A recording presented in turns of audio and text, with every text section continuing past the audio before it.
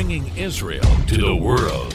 This is IBN News. With news of Israel, I'm Susan Michaels. The IDF says it retaliated after 2 rockets were fired into the country from its northern border with Lebanon, marking more cross-border unrest just hours after Syria accused Israel of conducting airstrikes there.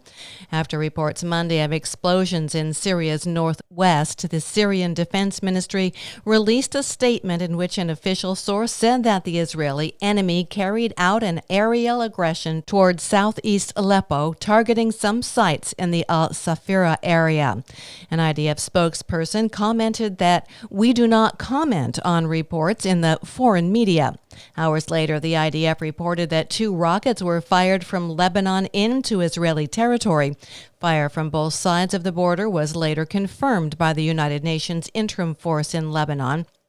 Religious Services Minister Matan Kahana this week announced a series of reforms that would lead to the privatization of Israel's kosher certification process order, which would increase competition in a field currently monopolized by the chief rabbinate.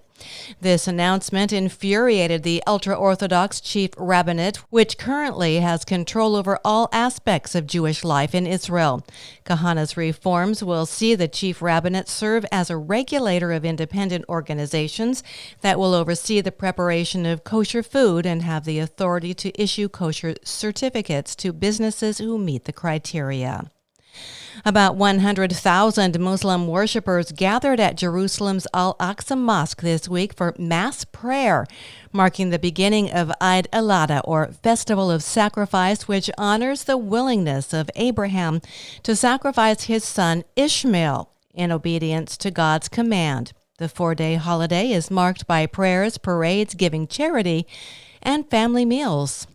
And data from a recent analysis shows a sharp decline in the effectiveness of the Pfizer-BioNTech coronavirus shot. The analysis conducted by the Health Ministry shows that protection from coronavirus infections among those vaccinated decreased by 42% since the beginning of the inoculation drive in Israel.